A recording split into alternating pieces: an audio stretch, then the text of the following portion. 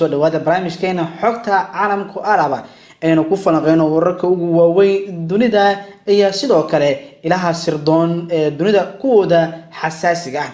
qodobada aad ku daawan doontaan barnaamijkan waxaa ka mid noqonaya haddii eeba uu raali ka ahaado burcadda internetka ayaa doonaysa in ay xaddo sirta talaalka viruska. arrinkaas si aad ah ayaa looga digtoon yahay. dibadbaxayaal hubaysan waxa ay galeen madaxtooyada gobolka Michigan ee dalka Mareykanka. qoyska qarsoon ee ka taliya Kuurida waqooyi wararkooda ugu dambeeyay ayaa iminka soo ifbaxaya. 17 sano ayaan macallin ahaa waxna ma qori karin mana aqri karin. waa arrin si aad ah dunida looga hadalhayo. wasiir isaga oo canugiisa dhabarka ku wata shir ka qayb galay si weyn ayaa dunida looga hadalhayaa. waxaan arrintan ay noqotay mid ugu xiisaha badan toddobaadkan ee warbaahinta dunidu ay caameeyeen. hagaag haddii aad nagu cusub tahay channelkan subscribe saaro oo ka mid noqo asxaabta nagu xiran ee wararkeena la socdo. waxaana idiin soo gudbinaa alaaba xogaha ugu waaweyn dunida iyo sidoo kale kuwa Soomaalida. Mareykanka waxa uu arkayaa jawaasiis ajaanib ah oo qaadaya weerar qarsoon oo ay ku raadinayaan macluumaadka daawada loo sameynayo viruska corona, sida uu warbaahinta u sheegay sargaal sare oo ka tirsan sirdoonka Mareykanka. Bill Evanina oo ah agaasimaha laanta ka hortagga weerarada sirdoon iyo xarunta dhexe ee amniga waxa uu sheegay in dowladda Mareykanku ay cilmi baarayaasha caafimaad uga digayso halista arrinkaasi ka jirta, balse ma uusan xaqiijin in ay jiraan weeraro dhanka internetka ah oo ay xoog lagu soo galay. laamaha amniga ee UK waxa ay sheegeen dhacdo iyo dhaqdhaqaaqyo kaas la mid ah inay arkeen. tartan caalami ah oo lagu raadinayo talaalka viruska COVID-19 ayaa daafaha caalamka si aad uga socdo. cilmi baarayaal caafimaad, shirkado iyo dawlado ayaa ku lug leh arrintaasi. dadaalkoodana waxaa si joogto ah u ilaalinaya sirdoonada dalalka ay ka howlgalayaan iyada oo haddana ay jiraan weeraro toos ah ay la kulmayaan.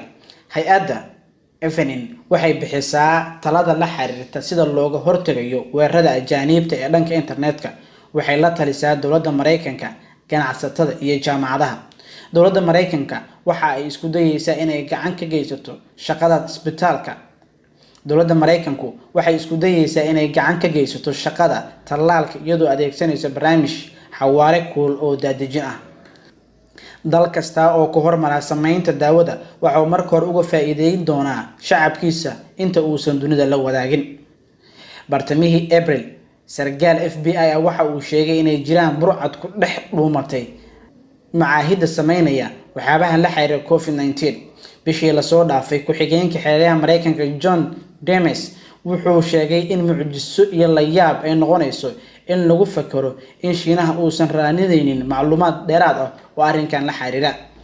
xarunta amniga internetka ee Canada ayaa bishii Maarso ka digtay weerar aad u culculus oo ay qaadayaan burcad khatar ah kuwaasoo isku dayay inay xadaan hantida aqooneed ee hay-adda ku lugta leh baaritaanada la xiriira COVID-19.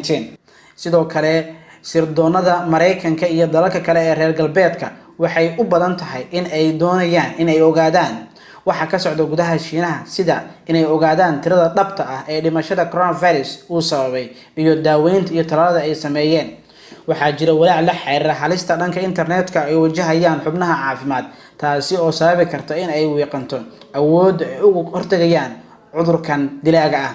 2 isbitaal oo ku yaala dalka Jamhuuriyadda Czech waxay soo sheegeen in bishii April ay la kulmeen weerar dhanka online-ka ah.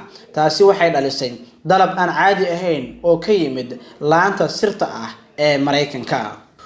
wasiirka waxbarashada ee dalka Sierra Leone ayaa ka soo muuqday shir muuqaal ah isaga oo canugiisa oo 10 bilood dhalan dhabarka ku wata. waxay arrintaasi hadalhayn ka dhex dhalisay baraha bulshada. wasiirkan oo lagu magacaabo Monino Zange wuxuu sheegay in talabadan uu ugu dan lahaa in ay dhiirigelin wanaagsan u noqoto ragga kale si ay uga caawiyaan haweenka. waxa uu warbaahinta u sheegay in ay dhif tahay in la arko aabe canugiisa ku sita dhabarka. Master Zange ayaa jikada ku jiray xilligii uu bilaabanayay shirka oo ahaa mid muuqaal ah oo isticmaalayay barta Zoom. kadibna wuxuu arkay canugiisa oo hurdaya. wuxuu go'aansaday inuu dhabarka ku soo sito ama ku soo xirto isaga oo shirka ku jira.